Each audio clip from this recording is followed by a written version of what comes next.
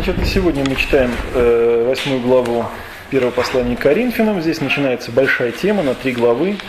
Значит, здесь говорится о запрещении вкушать идоложертвенное. Вот. Итак, значит, здесь 4 главы апостол Павел этому посвящает, поэтому надо несколько слов сказать, по какому поводу все это сказано. Итак, Коринфяне, мы знаем, что послание к Коринфянам, которое пишет апостол Павел, это ответ во многом на письмо самих Коринфян с разными вопросами. Вот. И из этого письма, которое до нас не дошло, сохранилось только ответное письмо апостола Павла, вот, ясно, что был вопрос по поводу, можно ли есть то, что приносится в жертву идолам. Вот, поскольку коринфяне, которые, как он, апостол Павел пишет, имеющие знания, то есть знавшие Священное Писание, знавшие слова Христа о том, что не входящее в уста оскверняет человека, а исходящее из уст. Вот, Господь об этом говорил. То есть не то, что мы едим, оскверняет человека, а то, что из нас выходит. То есть злые дела, злые слова оскверняют человека. И слова самого апостола Павла, что идол в мире ничто, об этом он тоже говорил, то вот они, используя эти слова, и говорили: ну раз идол в мире ничто, и раз не то, что мы едим, нас оскверняет, а то, что мы говорим, нас оскверняет, поэтому, может быть, нет никакого греха есть идоложертвенное. И действительно, многие из коринфских христиан, знатных христиан, когда, может быть, их приглашали знакомые, вот, какие-то, значит, язычники, то они совершенно спокойно ели эти идоложертвенные яства. Вот. Другие христиане, которые попроще и, может быть, более строгие, видя это, очень сильно этим соблазнялись.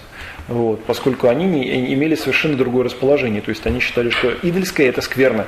Вот, поэтому есть это категорически нельзя. Поэтому в коринфском обществе возникло разногласие по этому вопросу. И коринфяне с этим вопросом обратились к апостолу Павлу. Вот. Поскольку таким образом в этом деле было две стороны, два греха очень больших. Первое – это соблазнение других христиан твоими поступками, это во-первых. Во-вторых, собственное осквернение от идоложертвенного. То апостол Павел эту тему разделяет на две большие части. В 8 и 9 главах он говорит против первого греха, против соблазнения немощных.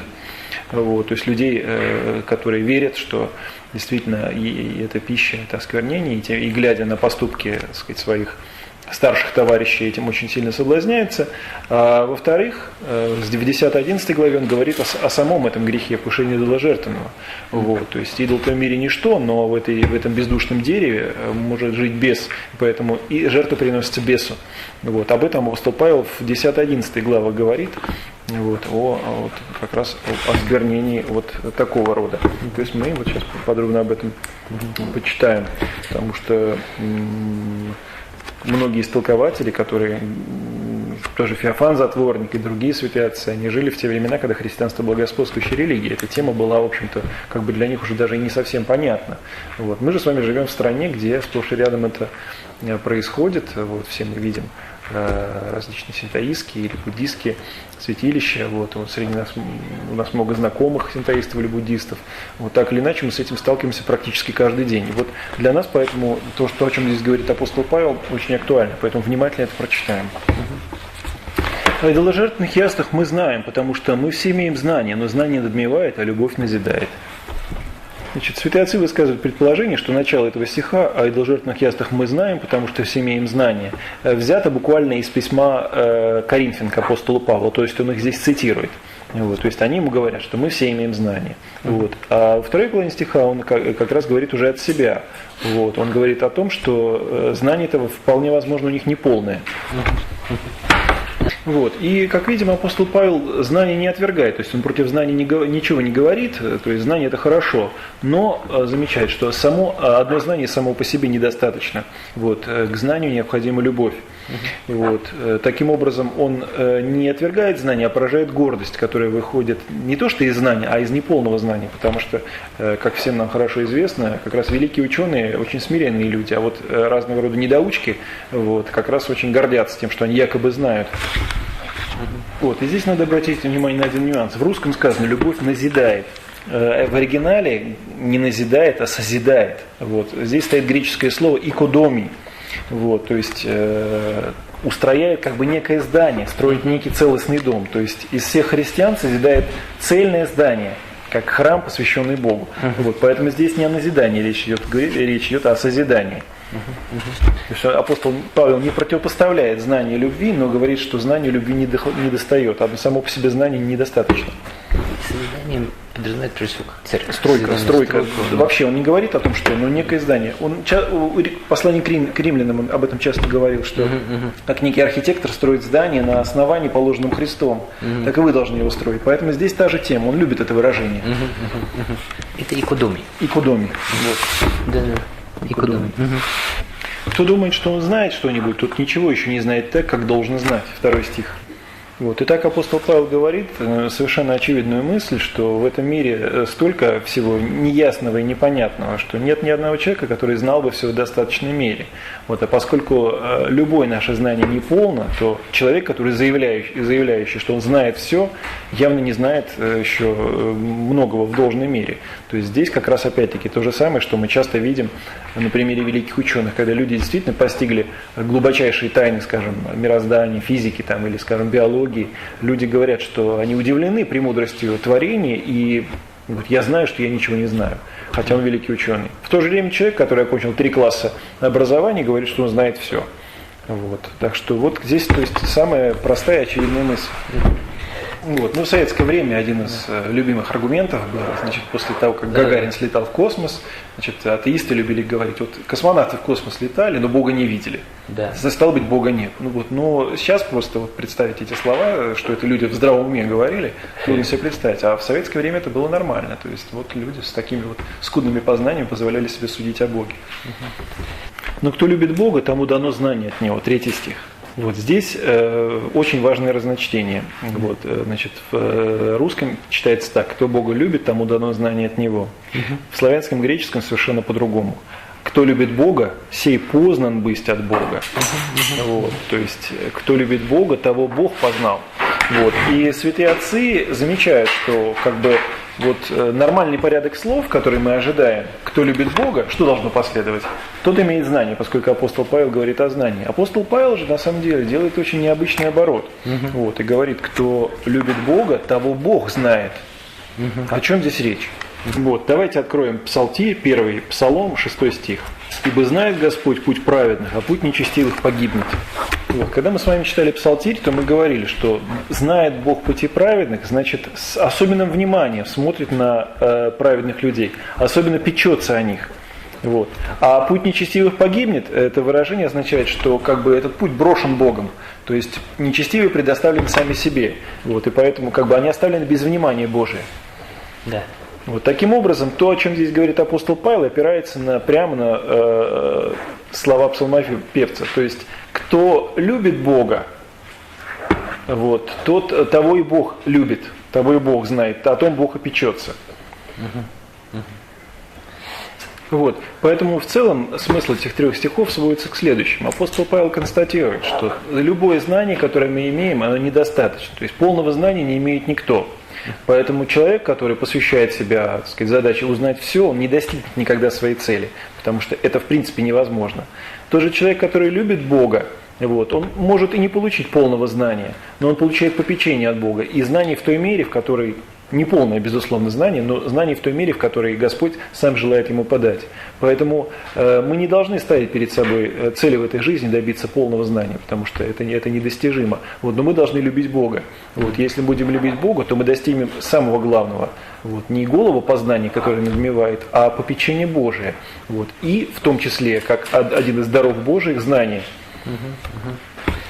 Итак, об употреблении в пищу идоложертвенного мы знаем, что идол в мире ничто, и что нет иного Бога, кроме единого. Ибо хотя есть так называемые боги, или на небе, или на земле, так как есть много богов, и Господ много, но у нас один Бог Отец, из которого все, и мы из Него, и мы для Него, и один Господь Иисус Христос, которым все, и мы им. 4 и 6 стихи, пожалуйста. Значит, по поводу этого отрывка существует 2 точки зрения толкователей. Одни считают, что вполне возможно в этих стихах апостол Павел продолжает цитировать письмо Коринфян. Вот. Другие считают, что это собственные слова апостола Павла, которым как он как бы подытоживает то, о чем говорят коринфяне.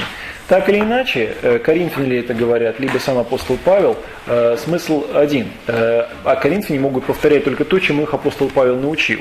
Поэтому апостол Павел как бы говорит, да, вы научились от меня говорить то-то и то-то. Действительно, я вам часто говорил, что идол в мире ничто, что идол это бездушное дерево или бездушный камень, что един Господь Иисус Христос. То есть он здесь как бы повторяет то, что он им постоянно говорил, и то, что коринфяне хорошо знают. Здесь с точки зрения догматической никаких вопросов нет. Вот вопрос тут возникает о другом, не о том, что такое идол, а как в 4 стихе сказано, об употреблении в пищу идоложертвенного. То есть речь идет, то есть об идоле мы все знаем, что идол это дерево, но вот есть или не есть то, что приносится в жертву идолу, об этом вопрос.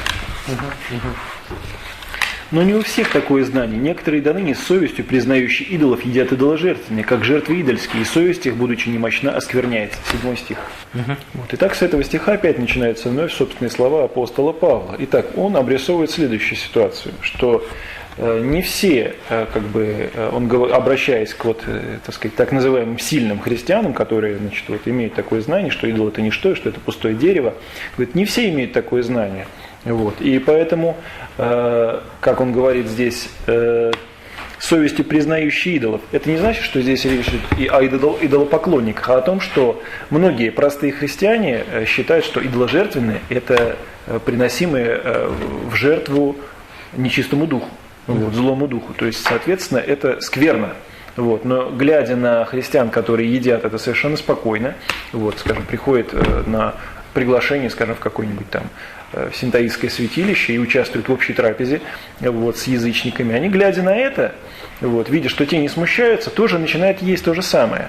Но поскольку они в глубине души уверены, что это все идольское, то совесть их оскверняется, потому что те едят, не задумываясь, а эти едят, понимая, что они едят идоложертвенное, и совесть их оскверняется. Поэтому апостол Павел ставит здесь очень важную проблему, вот, попрание собственной совести. Вот, то есть, глядя на ваш пример, что вы считаете, что это за ничто, другие, едя это, вот, свою совесть попирают, а это грех немаловажный. Вот. Причем тут надо обратить внимание, что апостол Павел здесь прежде всего обращается к людям, которые как бы вот, говорят, что они имеют знания. Вот. Мы заметили, что из первых 3 стихов уже видно, что апостол Павел считает это знание не вполне достаточным. И поэтому, если он здесь говорит, что есть некоторые, которые оскверняют совесть, это не значит, что он говорит, что это люди недостаточные или глупые. Вот. Просто, как отмечает Иоанн Златоуст, апостол Павел, опасаясь, чтобы, как он говорит, пишет, апостол Павел, опасаясь, чтобы, исправляя слабого, не оскорбить сильного, не сделать его также слабым, выражается очень деликатно. Вот, хотя на самом деле из последующего мы видим, что вкушение идоложертвенного не есть такое уж безобидное дело. Вот, это во-первых. Вот. Во-вторых, читая толкование на вот этот отрывок, даже Златоуста, который жил в IV веке, можно заметить, что уже в это время ситуация была не вполне понятна. Сам Златоуст пишет в толковании, обращаясь к своим слушателям, не указывая мне на то состояние, в котором мы сейчас пребываем, то есть в IV веке, когда благочестие уже принято от предков, то есть когда уже христианская вера существует 3 века, и как бы уже не так много этих идольских храмов, язычников, поэтому непонятно, о чем речь. Вот. Он говорит, представь себе, что должны были чувствовать те, которые наследовали нечестие от предков, произошли от таких отцов, дедов и прадедов, и лишь только обратились в христианство, как они должны были страшиться и трепетать. Вот. Поскольку даже уже для Златоуста это лишь вот некий образ, то я рискну от себя предложить такой пример. Вот, значит, предположим, человек ходил сюда на Дондукай целый год ко мне, вот я рассказывал, значит, мы читали апостола Павла, вот, говорили о том, что единый истинный Бог, что то, чему поклоняются, кому поклоняются в синтаистских, буддийских храмах, это языческие идолы, вот, что это злые духи. И вдруг, значит, мои друзья, предположим, приглашают меня пойти покушать в Кандамёджин, например. Вот. И, значит, я говорю такому новокрещенному христианину, да ничего страшного, пойдем, идол в мире ничто. И мы садимся за стол там где-нибудь и начинаем, значит, пить принесенное там саке, значит, есть что-то там предложенное. Вот. Что должен чувствовать такой человек? Он, конечно, может быть, не скажет, ну, священник же ест, значит, ничего страшного, но я думаю, что его совесть будет в каком-то жутком шоке, вот, потому что это полностью противоречит тому, чему, скажем, он здесь обучался год. То есть, вот представляя такое состояние тех коринфских христиан, которые вот слушали апостола Павла, приняли все это, и вдруг видят, что их старшие товарищи говорят, да ничего страшного, вот, давайте покушаем, это же, ну, идол в мире ничто. Вот, то есть, вот такое состояние надо себе представить. Пища не приближает нас к Богу, ибо едим ли мы ничего не приобретаем, не едим ли ничего не теряем. 8 стих. Вот. Этот стих любят часто цитировать разного рода протестантские товарищи, когда говорят, что посты нам не нужны, потому что не пища нас перед Богом поставляет, и тем более воздержание Богу не нужно. На самом деле мысль здесь заключена совершенно другая, ее нельзя выдергивать из контекста. Здесь продолжается речь о идоложертвенной пище. Вот. Поэтому то, о чем здесь апостол Павел говорит, эта мысль очень важная. Вот. Обратите особенное внимание. Едим ли мы, ничего не приобретаем. О чем здесь идет речь? По всей видимости, услышав слова о том, что идол в мире ничто, многие христиане, желая доказать, что они действительно верят в Бога, и как мы читаем, скажем, у евангелиста Марка, когда Господь, возносясь на небо, говорил, что кто верует в Меня, даже если что смертное выпьет, ему не вредит. Если возьмет змею в руку, змея его не укусит, потому что он имеет веру, Господь его покрывает. Так вот, чтобы доказать силу своей веры, вполне возможно, многие коринфские христиане не только по дружбе ходили в гости к язычникам, а чтобы доказать то, что их вера настолько сильна, что идол им не вредит. Поэтому они совершенно спокойно могут есть идоложертвенное. То есть никакая злая сила духовная в этом идоложертвенном заключенной им не повредит. Но апостол Павел говорит, что не это нас поставляет перед Богом. Вот. И если мы едим, мы ничего не приобретаем. То есть к нашему богоугождению, вот, к нашей добродетели, вот такой жест, он ничего не добавляет. Наоборот, вот, этим жестом мы совершаем большой грех. То есть мы не себе добродетель добавляем, а соблазняем своего ближнего, который не имеет такой силы веры, и идолов еще трепещет. Вот таким образом мы ничего не приобретаем, а наоборот теряем. То есть вот такая мысль здесь заключена. Вот. И вторая половина стиха. Не едим ли, ничего не теряем. Вот. Опять-таки, если они думали, что те, кто не едят идоложертвенное, они умоляются в богоугождении, с верой у них слабая. Нет, апостол Павел говорит, вера у них не слабая. Вот. Они ничего не теряют от того, что не едят идоложертвенное. Берегитесь, однако же, чтобы эта свобода ваша не послужила соблазном для немощных. 9 стих. Значит, в славянском крепче сказано не свобода, а власть. Вот. Это власть ваша. Вот. То есть то, как вы поступаете. И тем самым, как подчеркивает Иоанн Златоуст, он выражает не только свободу действий, а бесстыдство, дерзость и гордость. Вот. И мысль та, что будьте осторожны, потому что этим самым вы ничего себе не добавляете, но немощным, о немощных он братьях говорит, то есть увеличивайте их виновность тем, что они вам подражают. То есть вы не щадите не только немощных, но даже ваших братьев. Такой смысл. То есть апостол Павел заставляет их устыдиться, что перед кем они, собственно, свою веру показывают и кого они соблазняют. Перед язычниками. Язычникам для этого все равно, наоборот, они это никак не понимают. Но братья, которые не могут с такой же свободой это делать, с такой же властью, те соблазняются. То есть вы поражаете собственных братьев. Такой смысл. Ибо если кто-нибудь увидит, что ты, имея знание, сидишь за столом в капище, то совесть его, как немощного, не расположит ли его есть идоложертвенное? И от знания твоего погибнет немощной брат, за которого умер Христос. 10-11 стихи. Вот, очень важные и сильные слова, которыми он увеличивает грех этих людей. То есть погибнет немощной брат, здесь может быть двояко понято. Не только в совести осквернится, через это погибнет, но вполне могло быть так, что человек простой, который, видя, что поступает так христианин, скажет, а не все ли равно? Христианство или идольское, и может вернуться к почитанию идолов, потому что видит, что его брат поступает так, не понимая, почему он это делает. То есть такой поступок, он не то что подчеркивает добродетель или добавляет что-то, наоборот, поражает брата, ради которого умер Христос. То есть апостол Павел здесь может иметь в виду и такую мысль. Что мне до того, что он немощной? Я-то сильный, пускай он станет сильным. Он говорит, что, как Иоанн Златоуст это объясняет, причина самая страшная какая? Та, что Христос не отказался умереть за него, а ты не хочешь оказать ему даже снисхождение. Владыка твой не отказался умереть за него, а ты не обращаешь на него никакое внимания, не хочешь для него воздержаться даже от нечистой трапезы. И он говорит, что попускаешь ему погибнуть после того, как таким образом совершено его спасение, и что всего тяжелее, всего лишь из-за пищи. А согрешая таким образом против братьев, уязвляя немощную совесть их, вы согрешаете против Христа. 12 стих. Таким образом, апостол Павел в 8 стихе говорит сначала то, что вы ничего не приобретаете, думая приобрести, а теперь приводит к тому, что на самом деле получается то, что вы делаете, думая приобрести добродетель, на самом деле вы согрешаете не только против ближнего, но и против самого Христа, потому что Христос за этих ближних умер. То есть то, что вы делаете, это дело не то, что не безгрешное, а прямо греховное. И потому, если пища соблазняет брата моего, не буду есть мясо вовек, чтобы не соблазнить брата моего. 13 стих. Таким образом, апостол Павел, начав с того, что все мы имеем знания, теперь говорит, что само по себе знание ничего не значит. Нужно поступать не по знанию, которое в итоге превращается в грех, приводит к греху, а по любви.